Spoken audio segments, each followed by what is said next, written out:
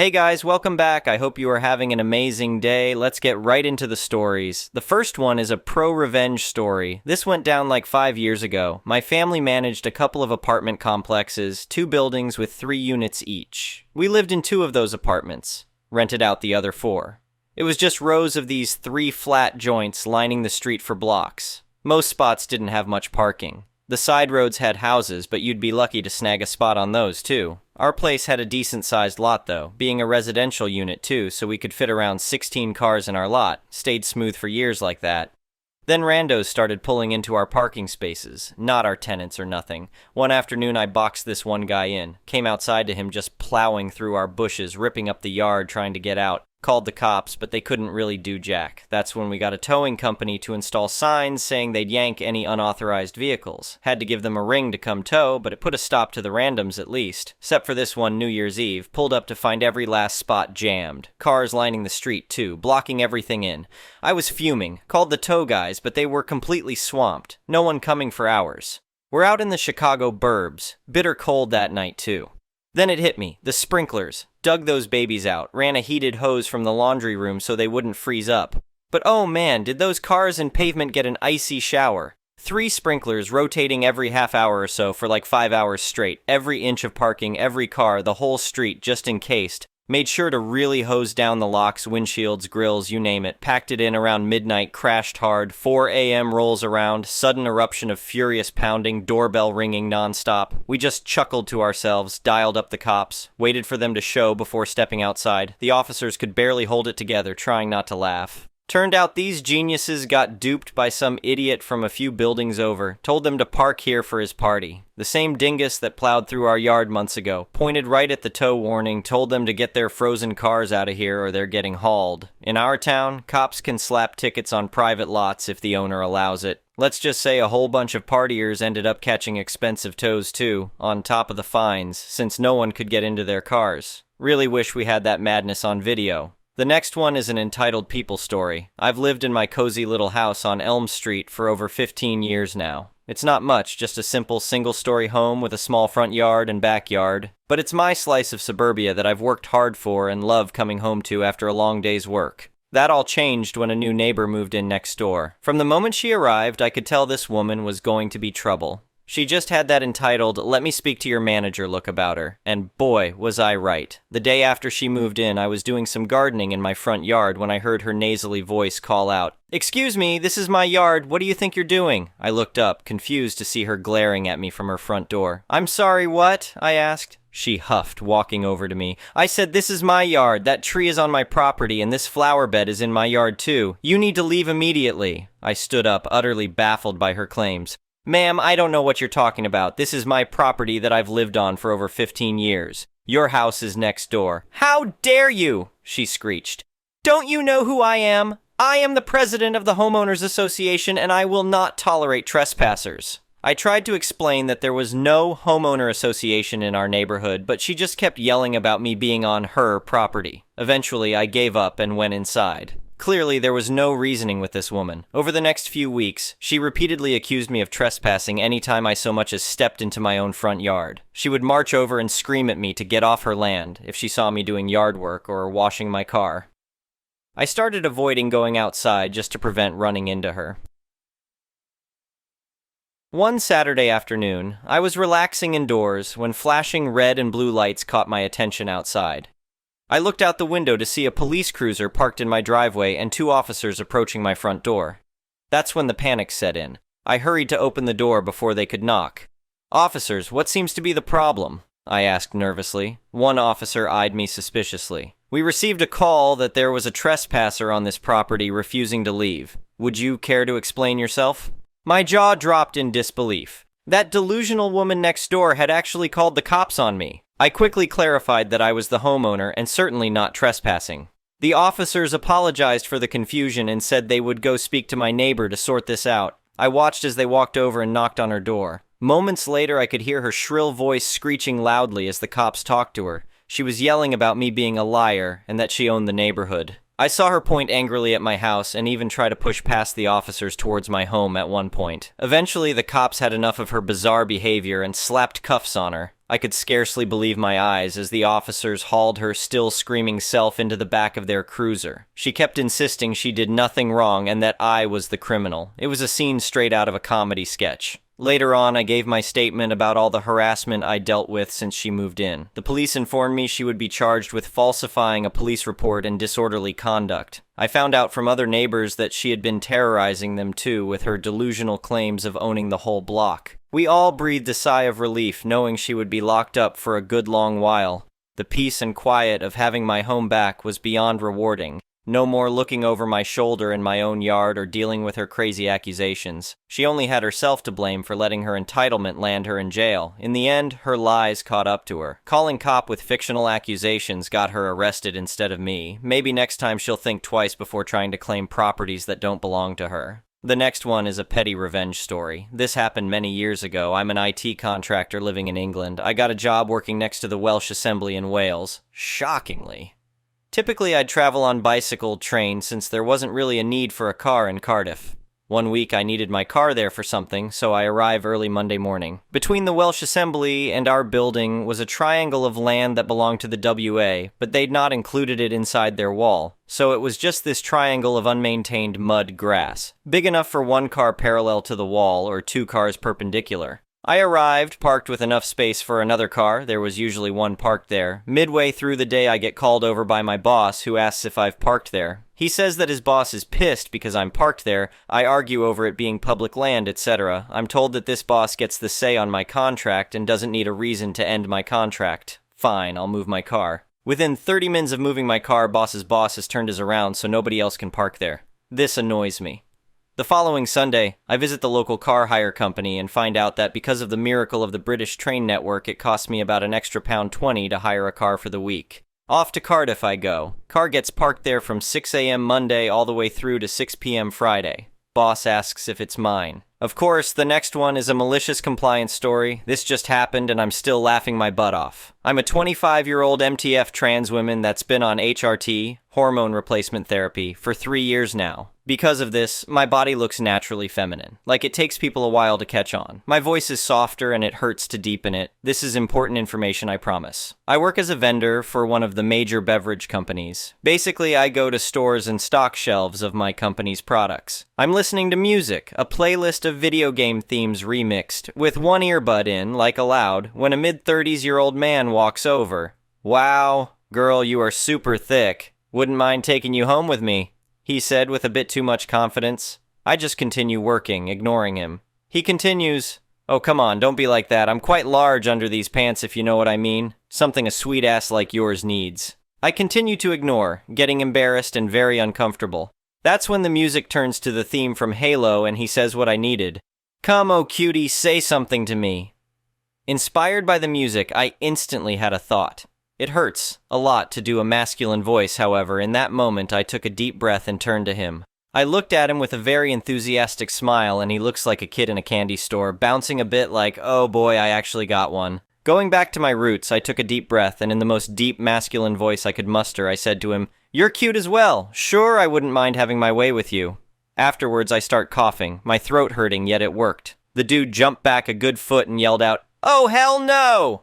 Duck this, nope, hell no." He ran out of the store so fast, constantly looking over his shoulder as if I was following him. The store's workers were laughing their asses off, mostly all the female workers. One came up to me and asked, "How did you do that voice? I could never get mine to sound." "Oh, you're trans. That makes sense."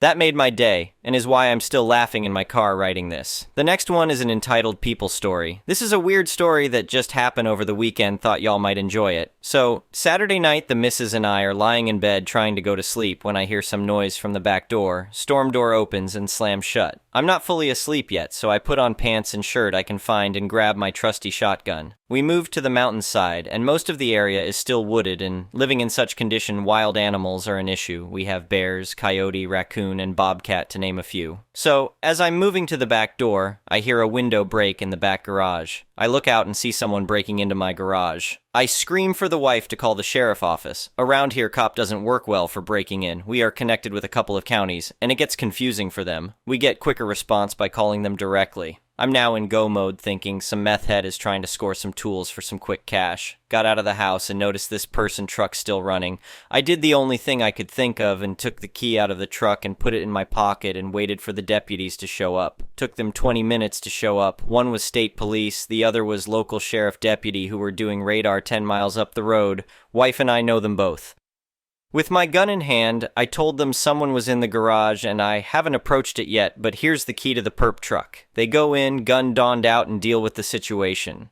The dude was passed out on an old bench seat for an old truck I have by the tool bench. They wake him up and arrest him with little to no issues other than him screaming profanity at them. They told me that I can press charge and to come in on Monday to file the paperwork. He's not getting out anytime soon since on top of his breaking in, he's being charged with a DUI. Yesterday, I spent the day traveling trying to fix the window this broke since no stores that are open Sunday in my local area. While in my travels, I'm fuming at the fact that I'm having to do this repair on a piece of junk door from the 70 SS. My wife was telling me to maybe let him go with a warning, but I'm having none of it, so this morning I went to the sheriff office. The same deputy was there that arrested the perpetrator, so I asked him how the ride with the dude was. This is the version the officer gave me. Officer: why did you break into the garage? Perp: I was trying to get my stuff back, but someone changed the lock. Officer: you know they purchased that place from Kevin 2 years ago, right? Perp: what? That doesn't give them the right to change the lock without telling me. Officer: yeah, they can. You ain't been in that house for like 4 years, and I was the one who got you out of that house because you beat the hell out of your old lady.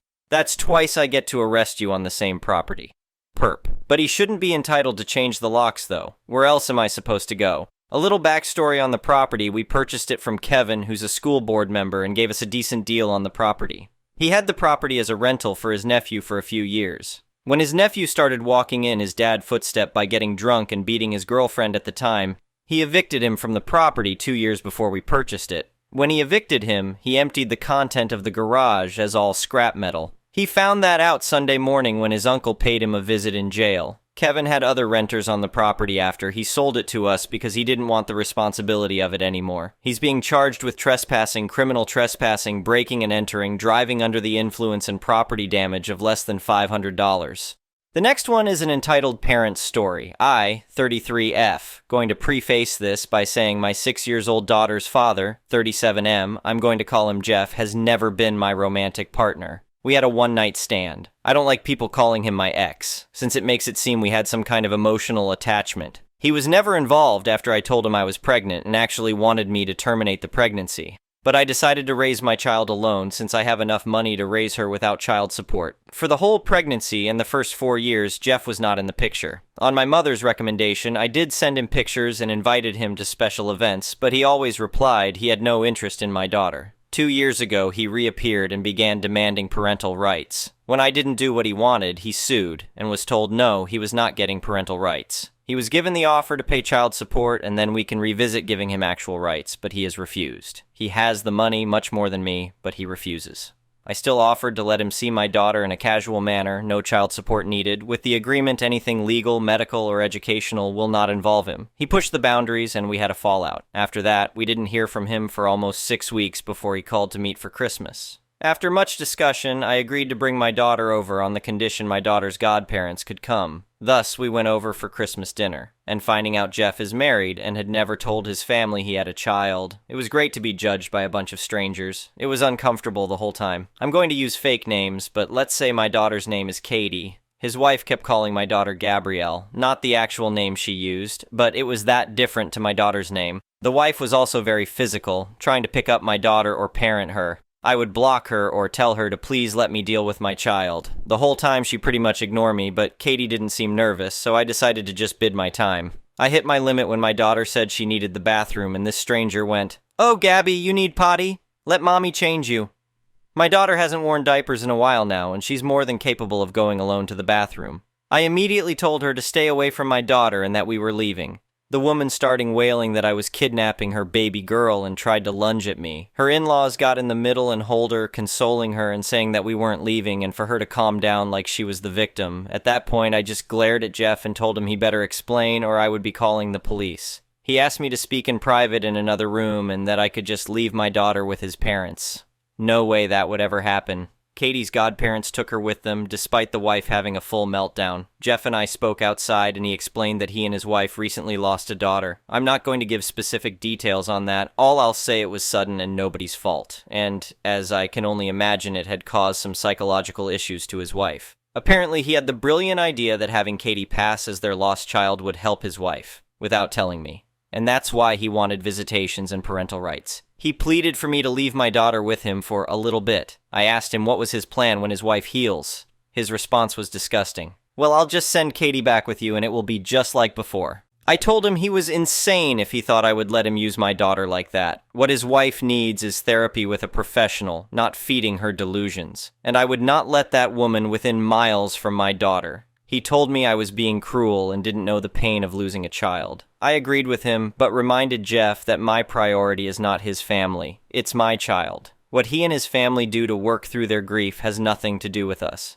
I also told him to call his lawyer because I am making sure he never has contact with my child. So that's what I'm bracing for. He's been blasting my phone since Christmas, but I can easily ignore him. My daughter and I are doing a small travel vacation. This isn't an update, just something I feel needs to be said. My daughter is set for life monetarily. She has a trust, and I make really good money in my position. If she was 18 right now, I could put her through college without a loan. She doesn't need child support for quality of life. If I could get child support and never worry about her father trying something, I would be suing him in a heartbeat. But after talking to a lawyer and realizing the risk, I've taken the decision that child support or possible inheritance is not worth my child's safety. Safety is always first.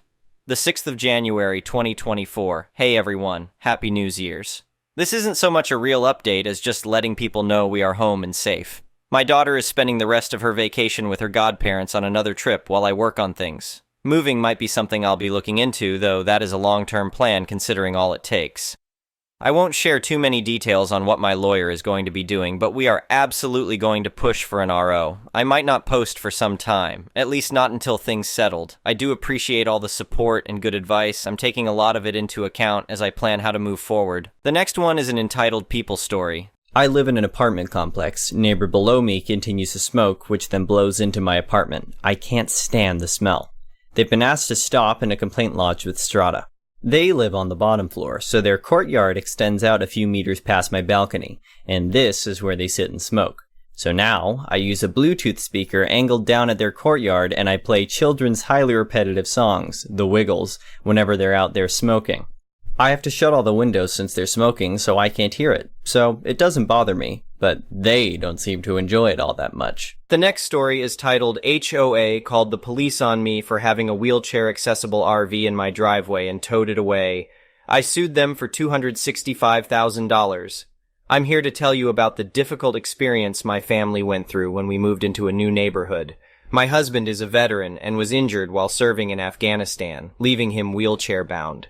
To make life easier for him and our family, we purchased an RV with wheelchair access. We parked it in our driveway, and that's when the trouble started. Our homeowner association, HOA, began sending us fines for public obstruction. We tried explaining the situation, but they wouldn't listen. They claimed that the RV was too big for our driveway, even though we had done our due diligence and made sure it would fit before we made the purchase.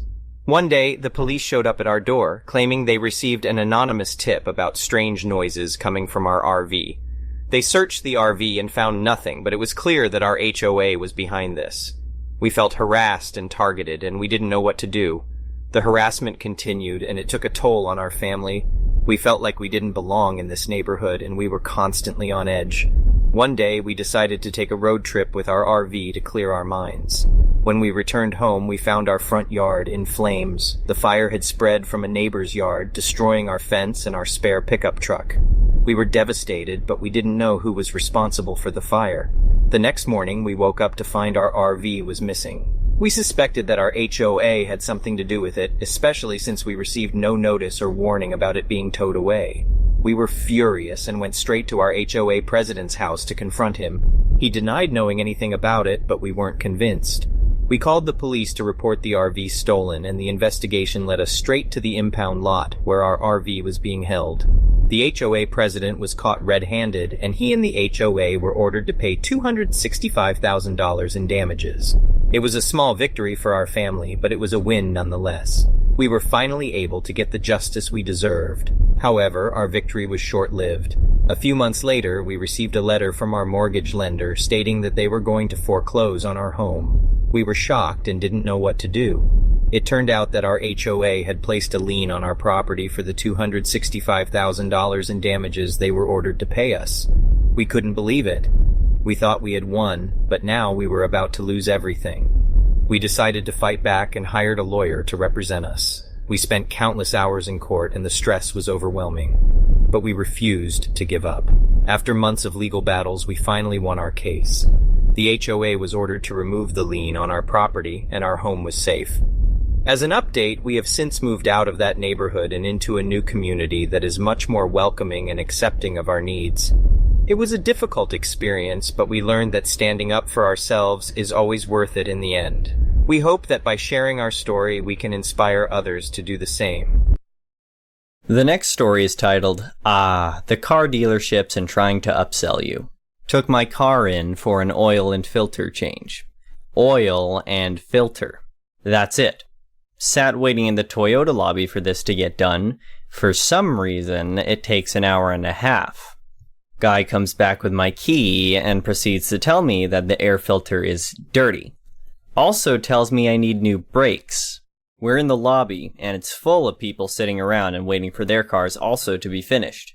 I reply to the guy as loud and obnoxiously as I can, I change the air filter myself, which is located in the glove box at the back, and it was with a carbon filter, hence why it looks black.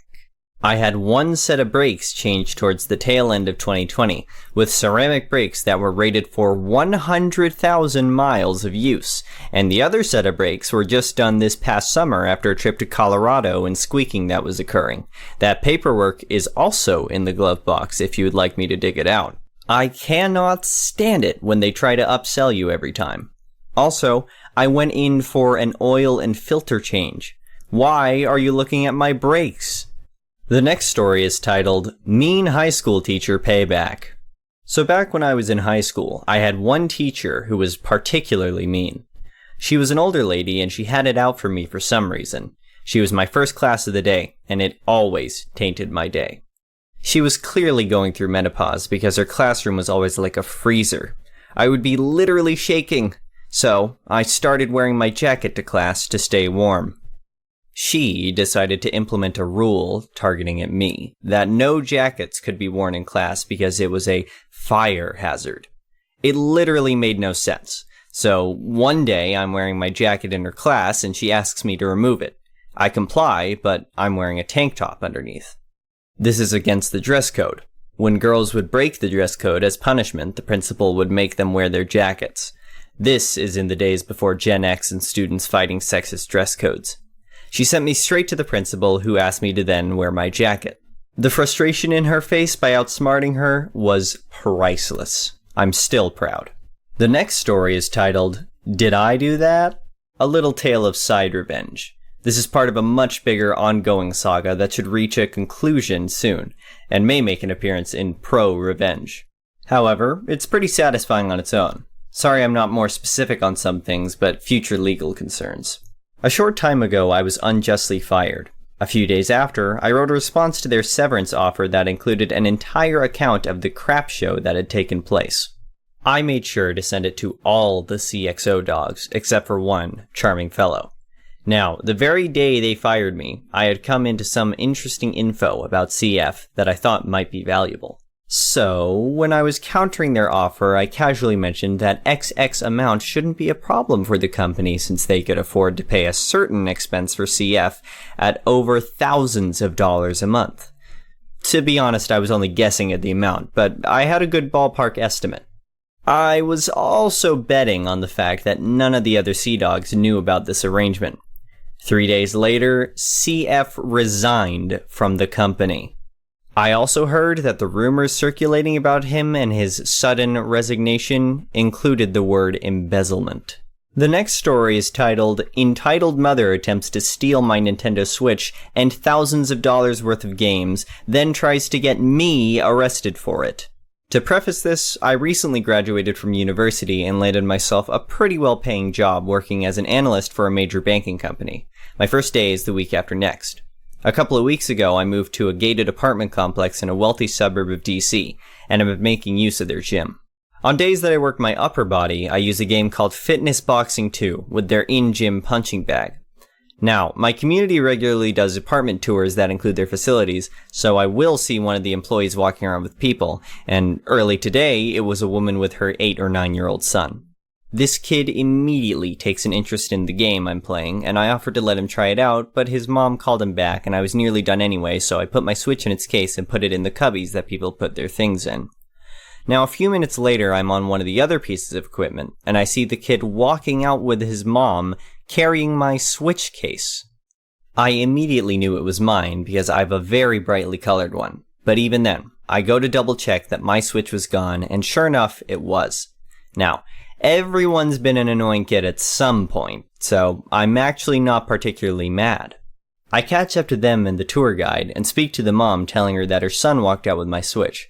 I figured she'd be embarrassed and have him give it back, treating it like a learning lesson or something, but instead, she takes it from him and says, "No, that's his game. You must be mistaken." I was bewildered. My initial reaction was, this isn't funny, because I could not fathom how somebody could be so quick to lie about something like this. Now, I look at the tour guide. I don't know her really, but we do see each other on a regular basis as I'm really trying to be consistent with going to the gym. She knows it's mine, tries to ask the woman if she's sure, and of course, this is when she gets angry and says that if I keep harassing her and her family, she'll call the police. On one hand, I'm like, good, call them, because I can readily prove it's mine, and we'll get to that. On the other hand, and I want to preface this by saying that I believe in getting rid of all identity-based assumptions, but that is a belief, not a reality. The reality is that if you're a man, especially a black man like myself, who has gotten at least semi-muscular, when you're in a public argument with a hysterical white woman, you have to pick your words very, very carefully. So, of course, she calls the cops, yelling, saying a scary African American is harassing her and her son and trying to steal his game. And, like I said, wealthy suburb. So, a police officer is on the scene within minutes. I have to thank my lucky stars that the cop was smart enough to not immediately take sides and simply walked up to ask what was going on. So, of course, I let her go first, with her once again saying that I've been following her and her son. We were literally in the apartment clubhouse lobby, and trying to grab his game. After the cops looked to me, I put on my calmest, most docile voice to say, that is not her son's Switch. It is mine. He took it from the gym cubbies, and if you have her open the case and turn it on, I will prove that it's mine instantly, because my Switch has a lock on it. And this is when the tour lady also says that she's pretty sure it's mine too. For those who don't know, you can jury-rig a lock code on the Switch using the Parental Controls app, so that you'd have to put in a PIN to play games or reset the Switch. It doesn't stop you from buying games though, unsurprisingly. The woman of course doesn't want to do this, saying I've caused her enough trouble, but luckily the cop wanted to hear me out. So this woman takes the Switch out of the case and turns it on. Firstly, I point to the profile at the top, which is of my me that looks exactly like me. This woman manages to turn on a dime and say that they just recently bought it from a friend. That looks exactly like me. So I respond with, did that friend give you the parental controls password? She says, that's mine. I'm the parent. So turn it off. I don't have to show anything to you. She immediately turns it off again and tries to put it away. But luckily, once again, this cop says that she has to show it if it really is hers. She turns it on and pauses because she has absolutely no idea how it works, so I kindly say, you press the button at the top to prompt the PIN. Then I get my phone out. So she tries to put in a random combination, and of course, it doesn't work. And the interesting thing about the Switch parental controls is that if you put it in wrong, it sends a notification to the app.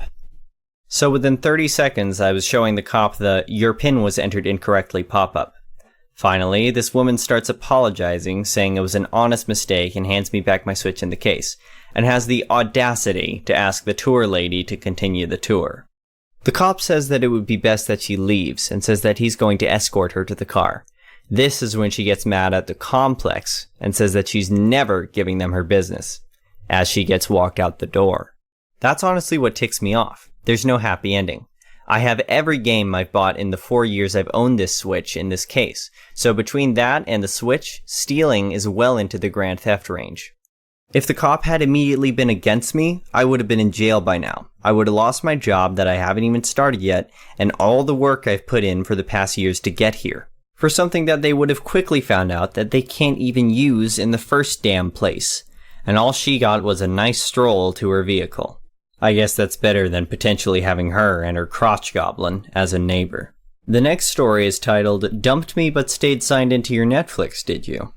So, my girlfriend dumped me a few years back after cheating, and I'm completely over it. Anyway, like I've said, I'm over it, so I thought that now was the best time to carry out my revenge. Because I'm over it. So, I noticed that she left her Netflix logged in on my laptop, and Google has remembered the password. I have had my own since, but it always asks which account I'm going to log into and pre-populates her passwords, etc. So, about last month, I just logged into it. I don't know why, but just was kind of half interested in what she'd been watching. I saw that she had been watching Breaking Bad and was on season 2 episode 3, and just logged out and didn't think much of it. Until 3 a.m. I woke up and had devised the most devious plan. I logged back into her account and just started letting it play right from where she had left off. Left it a couple of hours, then turned it off. So next time she logged in, it would have skipped a few episodes and the point as to where she was. I then started putting shows on I know she doesn't like, so it comes up on her recommended and really ducks up the algorithm. I just can't wait till she starts getting suggestions based on shows she doesn't like. It'd be a real shame if her and her new boyfriend fell out and started accusing the other of watching Breaking Bad when the other wasn't there, wouldn't it? Anyway, I'm over it, and not bitter anyway, so all good. Hope all goes well for her when she accuses her BF of watching Paw Patrol. The next story is titled, "Karen Left Diet Books at a Little Library by a Playground. She caught me chucking them out and had a dummy spit about how it's knowledge and I shouldn't throw them away. She said she would throw me on the ground and said I looked like I had a mental problem. Kept calm and didn't argue with her, let her make a fool of herself in front of people as she jammed her stupid books back in there. As soon as her back was turned, I put them in the bin with the rest. In hindsight, perhaps I should have suggested she ask for a refund because clearly they didn't work." The last story is titled, "My Neighbor Chose the Wrong One." We moved into a place a year ago. First-time buyers into a tenement building with a shared garden. The stairwell, or close as it is often termed, is self-factored, which gives the place a nice vibe and made it an appealing place to live. Upstairs neighbor was all over us when we arrived, checking in, sharing cakes and recipes, sitting in the garden with us and our dog, and generally things were lovely. We put on a few barbecues for our neighbors to help meet everyone and set us off to a good start. Precisely 1 year on, and upstairs neighbor now has an issue with the dog being in the garden, as he has damaged some of her flowers. This is obviously not what we wanted, so straight away I suggest that I will happily spend my own money to supply timber and a handyman to build raised beds to prevent this happening again, and to make gardening easier for her. It'd be approximately $600 to do this. She complained of bending down and that she would be happier with raised beds previously. But not this day. Today she wants to moan and moan and moan and moan. I walked away.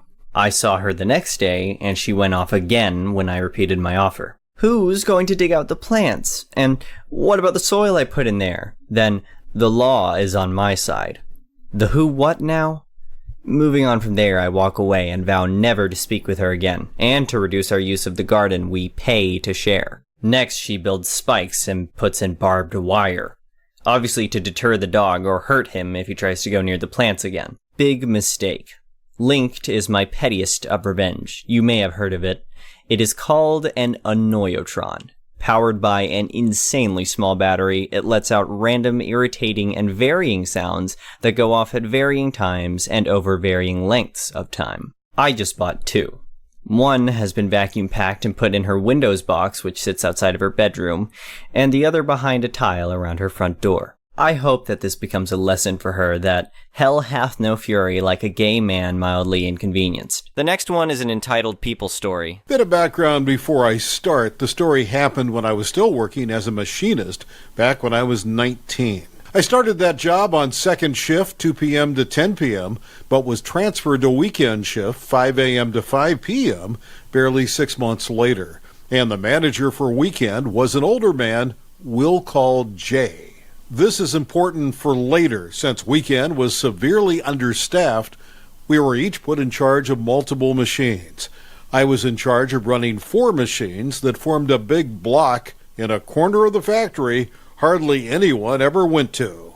One Friday morning, as I was setting up my machines, a short, rotund man with a Vernon Dursley mustache walked up behind me and tapped me on the shoulder, surprised that I had a visitor. I pulled my head out of the machine and greeted him. Me. Well, me. EM equals entitled manager. Me. Hi, can I help you with something? Entitled manager. I'm his name. Me. Okay. Nice to meet you. I'm my name. Holds out my hand for him to shake, which he ignores. Entitled manager. Yeah, I'm just looking around trying to get a feel for the place, you know. Me. Understandable, I guess. I trailed off, not really sure what he wanted, and knowing that I had about 20 minutes to get the machines going before I fell behind on my work order. Entitled manager. You've got a pretty nice setup here. I wouldn't have known there was anyone working back here if I hadn't wandered over this way. Me. I guess. Entitled manager. I bet you have fun back here. You can slack off all day and no one comes by to bother you. He laughs in a kind of a condescending way. Me. Sorry, but is there a point to this conversation or can I finish setting up? Yeah, I probably could have been a little more tactful here, but I worked my ass off and had the highest job completion rate out of every shift who ran those machines, which was quite a feat considering I was alone and the other shifts had between 2 and 4 people running those same machines. Entitled manager sneers at me. You don't know who I am, do you? Me? Nope. Should I? Entitled manager. Yeah, you should. I'm your new boss. Me. I stare at him for a second and then laugh. No crap? Did Jay finally retire? Entitled manager. What Jay? What's he got to do with this? Me. Jay's my manager. It was at that moment I realized he'd gotten ahead of himself and didn't even know who he was in charge of yet. Titled manager. No, he's not. I am, but I was just promoted to first shift manager. That means you work for me. Me? No, that's not what that means. I said slowly. I'm on weekend shift, not first, so you're not my boss. Jay is. Entitled manager. If you're a weekend then, why are you running first shift's equipment? He asked in an aha, gotcha kind of way. Me. This is where I've been assigned. You want specifics? You're going to have to ask the manager. I didn't choose which machines I run. Titled manager. I am your manager. Me. No, you're not. Now, can I please get back to work? Entitled manager steps into my personal space and looks up at me with a frown on his face, like it was somehow my fault that I was a foot taller than he was. I'm the first shift manager. Me. Good for you, man. And I mean that. But that doesn't mean you're my manager. Entitled manager pokes me in the chest. I'm the first shift manager. That means you have to listen to me. Me. Looks down at his finger, then he takes a step back so he isn't touching me anymore. Don't do that. Entitled manager, seemingly amused by my response, steps closer and tries to poke me again. It was at that moment that my actual manager showed up. Jay. What's going on, OP? Machine's ready to get moving. Me. Not yet. I was just being introduced to entitled manager here. Guess I got distracted. Jay. Sees how irritated I look and quickly realized what was going on. Is that right?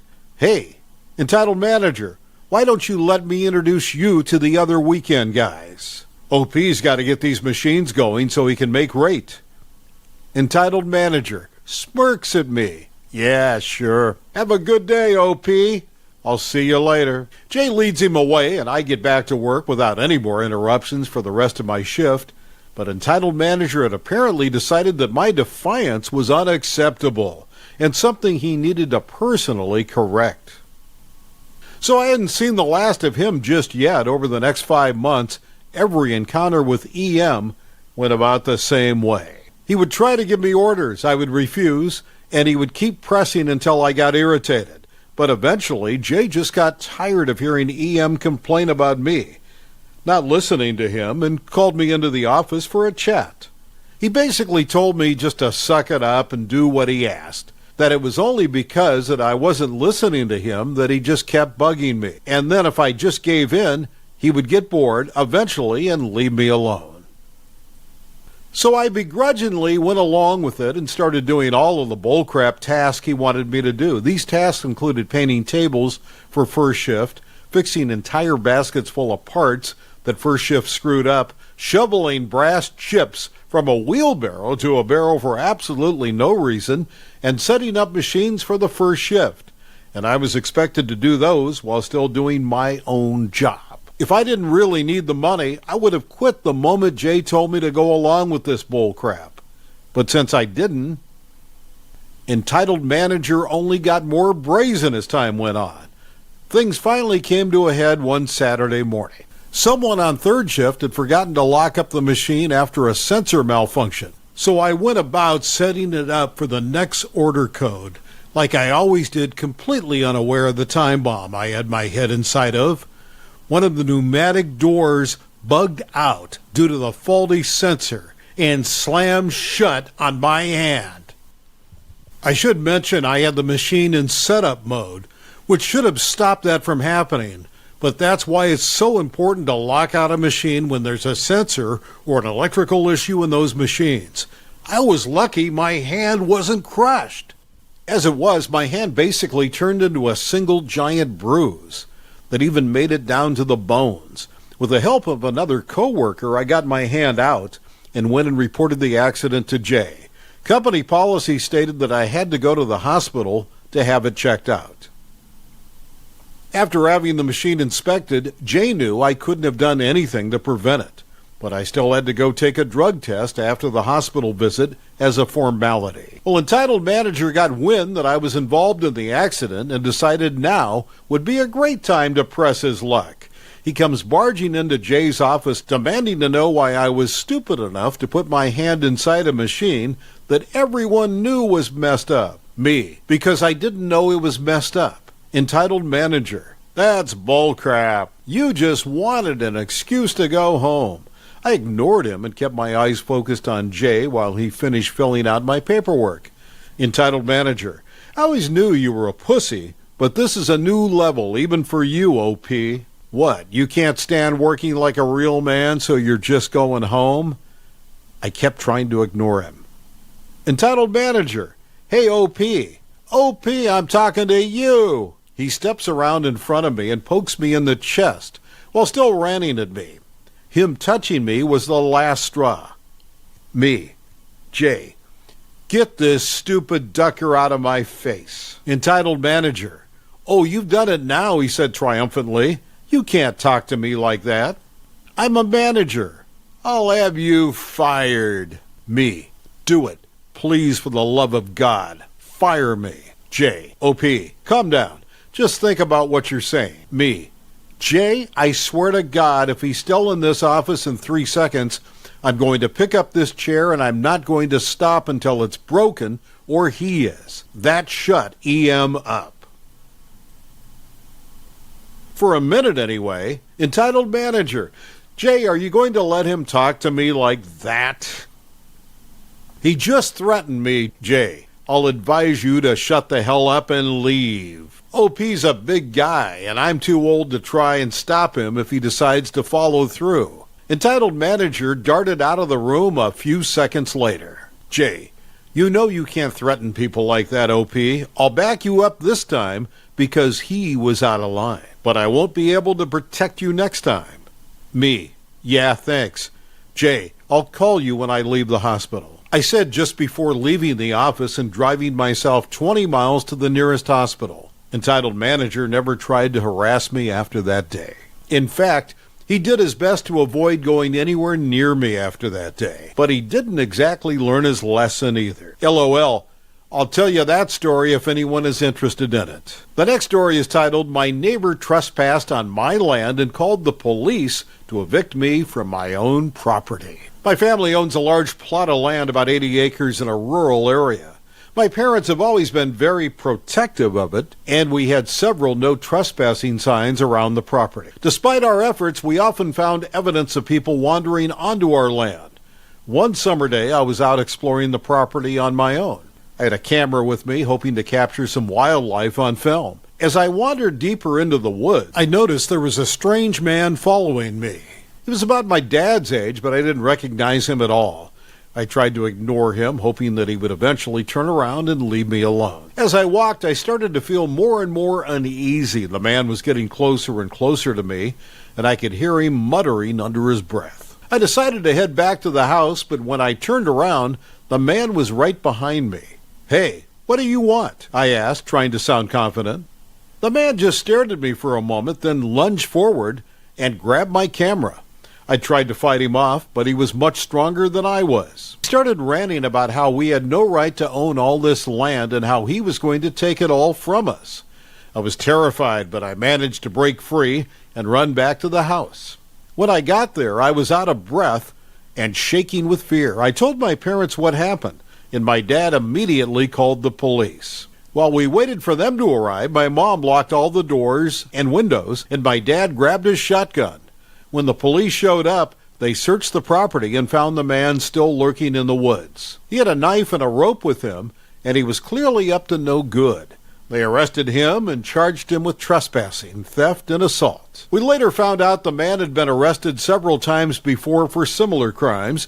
He was a dangerous criminal who had been terrorizing the area for years. I'm grateful that I was able to get away from him unharmed and that my family's land is safe once again. Update. Since that incident, my family has installed security cameras around the property and hired a private security company to patrol the area. We've also become more involved in the local community, attending meetings and speaking out about the importance of protecting private property. It's been a scary experience, but it's also made us more aware of the dangers that can lurk in the woods. Oh, God, this is garbage. The next story is titled, Lawyer Threatened to Sue Me for a 1-Star Review. Now, his 1-star reviews are going viral. Lawyers scam me and my family to the point where we're seeking recourse in court. I left the lawyer a 1-star review, and the lawyer threatened to sue me for defamation. It was all true. If I didn't remove that review, it all backfired as I added that fact to my review. Now, the lawyer is getting tons of upvotes on my review and random 1-star reviews harassing him from everywhere. He even got a 1-star review from the Northwest Territories of Canada. Laugh out loud, they're so secluded from the rest of Canada that I didn't even know in my naivety that they spoke English up there. The lawyer who did me wrong is now a laughingstock. Edit. Wow, I was not expecting this to get this type of traction. Hence the very hasty language on my post. Thank you for your support. In light of having reviewed your comments, I feel the need to address a few things. First of all, yes, I filed a grievance against this lawyer, and yes, the local law society, bar association reprimanded him.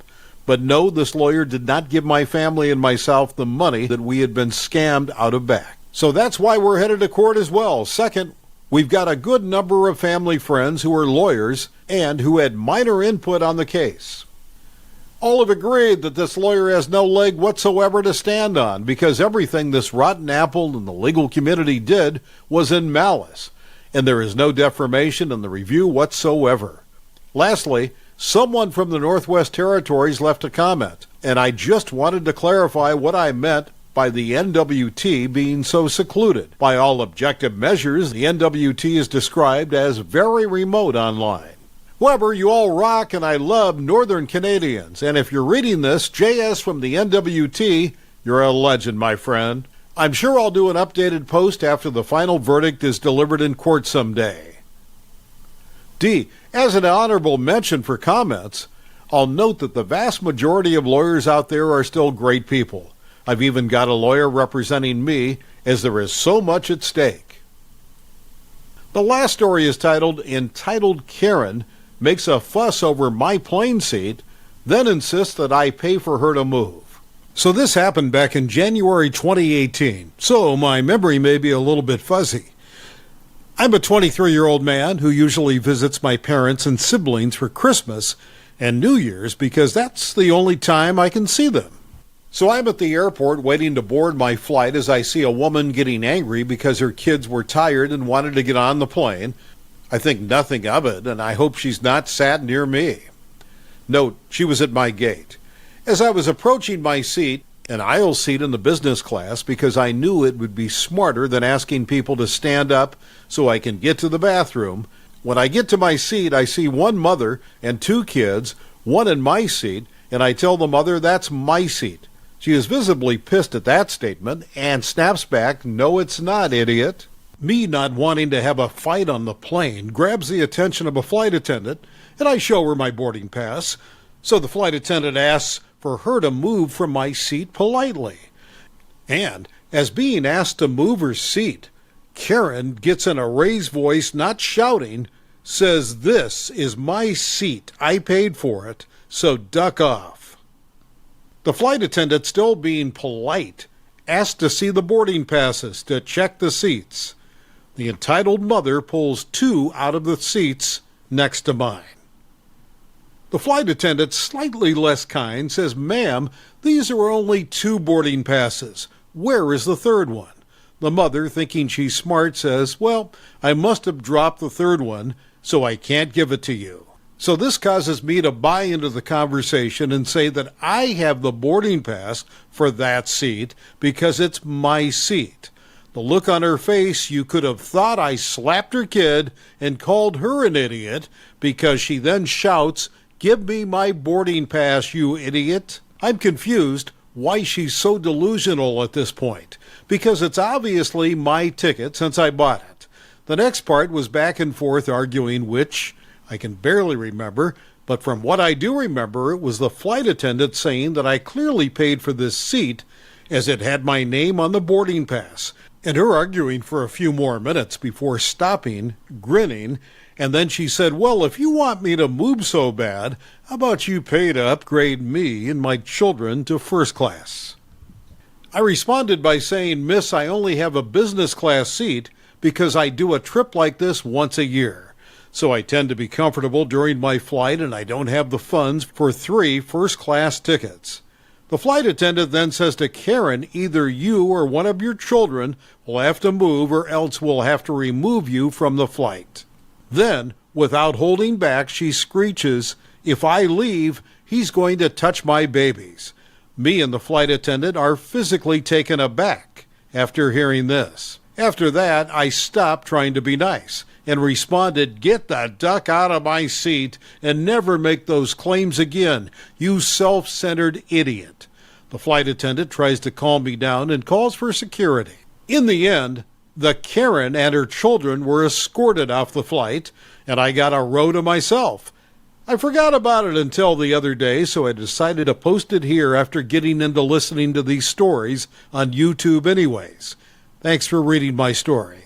The next one is an entitled people story. This is an old story, but it just popped into my head while I was hunting through videos on YouTube, so I figured I'd post it. This is an old story, and I can't remember exactly how all the conversations went, so they're pretty much my recollection. Years ago, shortly after I had left the service, my girlfriend, now wife, and I moved in together, halfway across the U.S. from both our respective families. Long stories from another time, and to a place where we both had friends as a result of our military travels. One of my wife's friends, we'll call her Anna, had gotten married in the intervening years since they had last been together and was in the process of a divorce since her husband had knocked up the checkout girl at the local orchard. She had left the home, a single wide trailer, important later, that they owned, left the car they owned, which she had solely paid for and was still in her name, moved back in with her parents, and got a second job. She already worked at a large big box retail establishment. Of course, my wife and I commiserated with her on multiple occasions about how poorly she had been treated. Anna made a remark at one point about missing her bills that month. My wife asked, "What bills?" You live with your parents, you have 2 jobs, no credit cards, and you never do anything expensive. What could you possibly owe anyone money for? Turns out that she had a checking account still linked to her ex-husband's account, and when he decided not to pay the mortgage or car payment, they simply took it out of her account, marked the loan current, and went on with their lives. Shortly after the divorce, he would make most payments, but for the last year or so, he hasn't made a single one. So ex-hubby has perfect credit because he never misses a payment, and Anna's credit is in the toilet because she is constantly late on her own bills.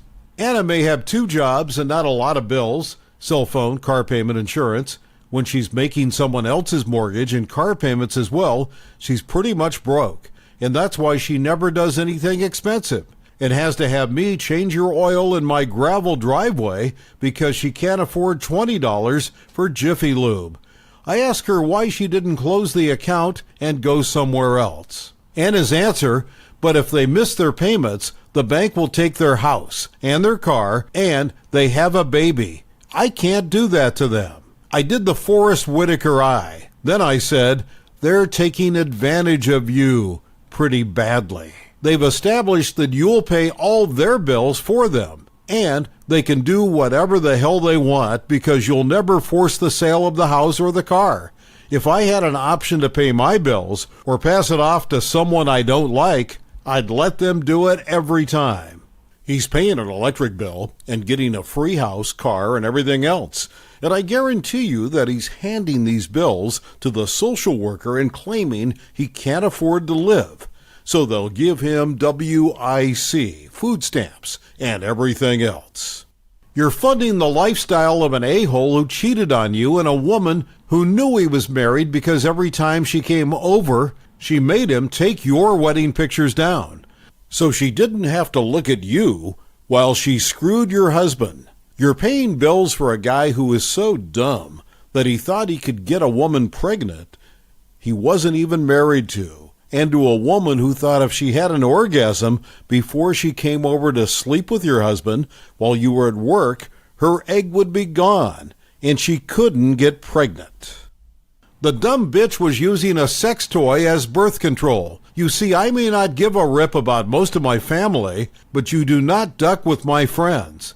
She gives it some thought, and a couple of days later asks for some help out of this. I took her to the bank to get an account the next day. She moves her direct deposit, withdraws her money, and closes her old account. The next month, ex-hubby's bills don't get paid. We're watching a movie when he calls. She spends an hour in a screaming match with him, telling him to pay his own bills. She has been charitable enough, and he and his new wife can pay for their own crap.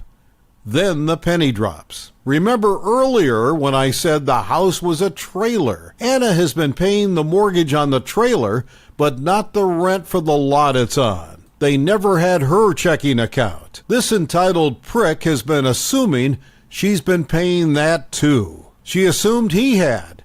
He hasn't even figured out what's coming yet. He's calling because he's pissed off she hasn't paid the lot rent in forever, and he's being told to pay up, move his trailer, or they'll do it and hold the trailer in arrears until the bill for moving it is paid. He's calling to ask her for another $6,000, or they'll lose the home they both love so much. Now, up until this moment, Anna had been this sweet, wonderful gumdrop of a person, the type of person that it should be legal to slap if they're encountered before 9 a.m. The relentlessly sunny person that you send into the room to cheer up Tinkerbell. In the better part of a year, I haven't heard this woman say a bad thing about anybody. Up until tonight, until this guy called to complain that she hadn't been paying enough of his bills. And she loses her mind. She lights into this guy that he'd better figure it out because he's not getting another penny from her ever again. And while he's figuring out who to beg, borrow, or steal that money from, he may want to get a little extra, since he's about to get the overdue notices for the house and the car, too. He starts screaming so loudly I can hear what he's calling her from across the room. Before she calmly hits the end button, flips the phone over, pops the battery out, sets them both down on the table, hits play on the VCR, morphs back into a normally sunny self, and offers to make popcorn. Monday morning, she went to the lawyer, filed a no-contact order, filed for bankruptcy. Her credit was already a mess, and there were bills with her name on. She didn't want that splatter all over her, and called the dealer that owned her car note, told her she couldn't make the payments anymore, and offers them a voluntary repossession, has them bring out their tow truck, and meets the driver with the keys and the paperwork. Signs the forms, asks the driver oh so sweetly to drop her off at her parents' house on the way back to the dealer, and waves at her ex from the passenger seat of the tow truck as he comes running out of the trailer wearing only a towel. Over the course of the next month or two, he lost his job because he couldn't get to work anymore. His wife had to go back to weighing pears at the orchard. Turns out she'd left her job when Anna was paying for everything, and sell his record collection, which was what he had been spending his money on while someone else was paying for everything. On the bright side, I picked up the original vinyl copies of Abbey Road and Yellow Submarine for a total of $5 because his idiot wife running their yard sale didn't understand why the old crappy records were worth anything anyway. And that's how Tinkerbell burned some entitled a-hole's life to the ground. The next story is titled, My HOA Neighbor Illegally Trespasses on My Property to Steal Water for Their Unapproved Pool. A few years ago, my family and I decided to go on a much-needed vacation to visit some relatives. Before we left, I made sure to double-check everything in the house, from the locks on the doors to the windows. I had no idea that one of the last things I checked, the spigot in the backyard, would be the one thing that would be the cause of the biggest headache of my life. Our neighbor was an obnoxious and entitled person, always thinking that the world revolved around him. Whenever he saw us outside, he would come over and start talking about himself, boasting about his achievements and making it clear that he was superior to us in every way. I tried my best to avoid him, but it wasn't easy when he lived right next door. The weekend we were gone, our neighbor saw an opportunity to take advantage of us. He used a hose from our backyard spigot to fill his in-ground pool and an extension cord from our outlet to power his backyard. He didn't care that it was illegal or that it was stealing. He just wanted to save some money on his water and electric bill. He didn't think he would get caught, but he was wrong. When we returned from our vacation, I noticed that the grass in our backyard had a large dent in it, and something told me to check our security cameras. When I did, I was furious. There he was, my neighbor, trespassing onto my property, stealing my water and electricity, and acting like he owned the place. I decided to call the police and report him for trespassing and theft. The police came and gave him a warning for trespassing and said that he would have to pay for the water and electricity that he used that weekend. But that wasn't enough for me. I wanted to get revenge on him for what he had done. I remembered him boasting to me before about how he had installed his pool without permits to avoid paying fees and how it was not up to safety standards. That's when I had an idea. I decided to call my HOA and report my neighbor's pool for violating safety guidelines. The HOA promptly investigated, and they found several safety violations, including the lack of a permanent ladder, being too close to the back doors, and failing to cover the pool when not in use.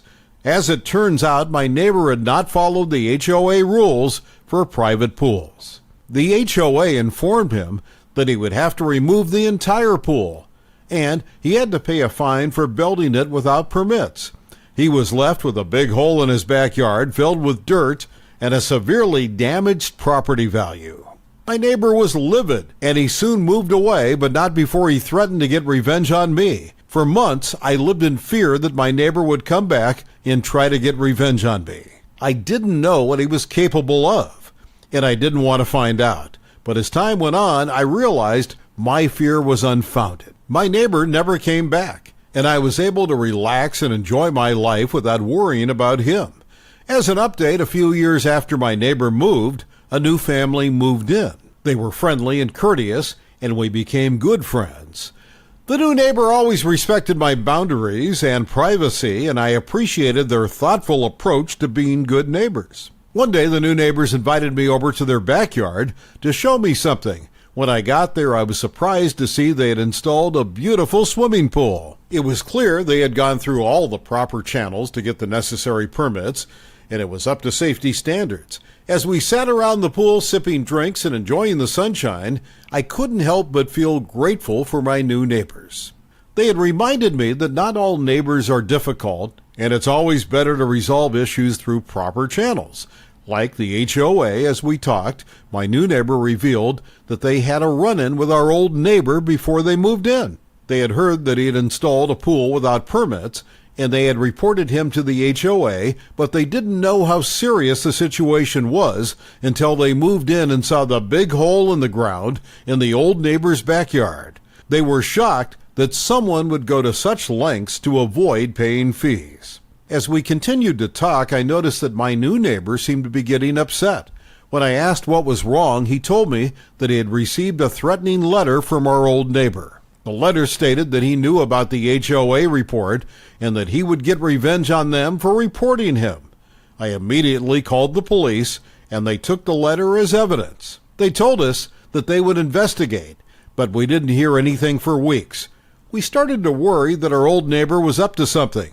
We didn't know what to do. One day, while I was at work, I received a call from my new neighbor. He was frantic, and he told me that he had heard a noise in his backyard. He had gone to investigate, and he found that someone had cut the power to his house. He was terrified that our old neighbor was trying to hurt him, and he didn't know what to do. I rushed over to his house, and we called the police.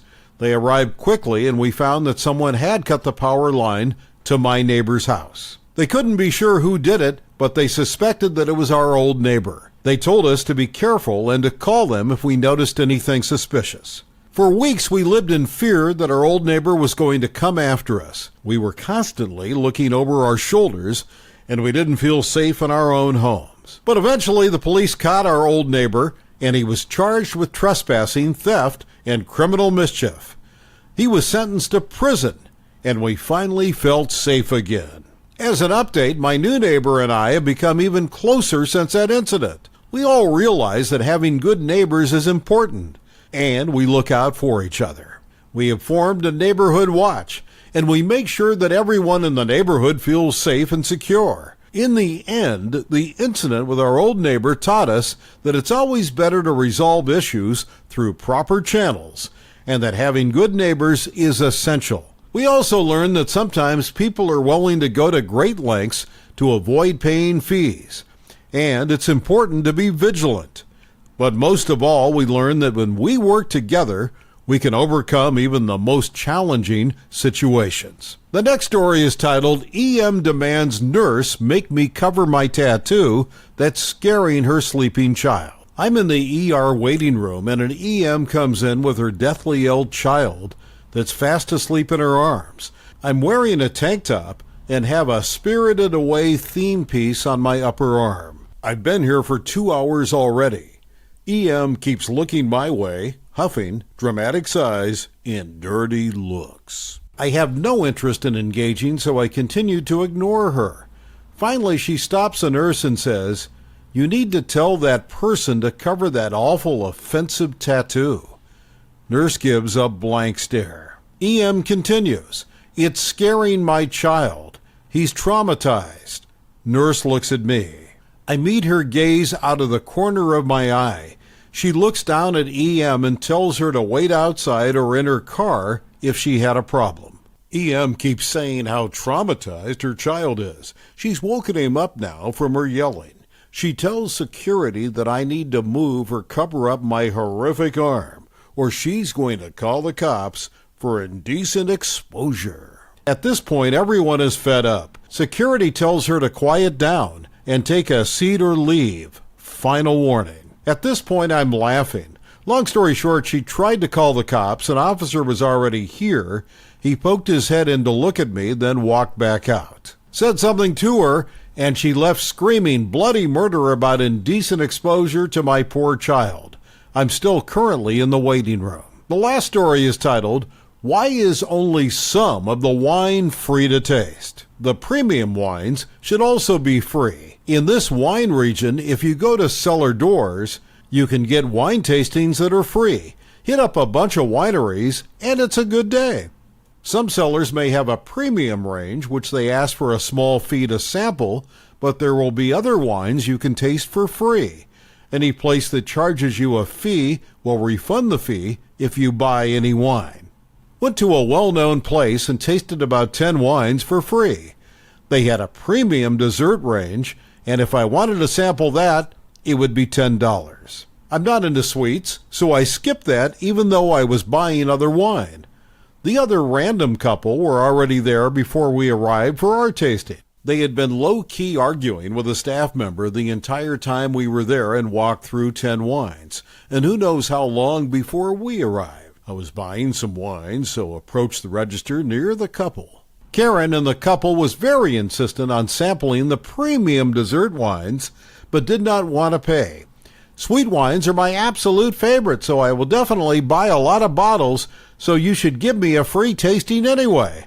The very patient staff member was repeatedly explaining that the $10 would immediately be credited to any wine purchase.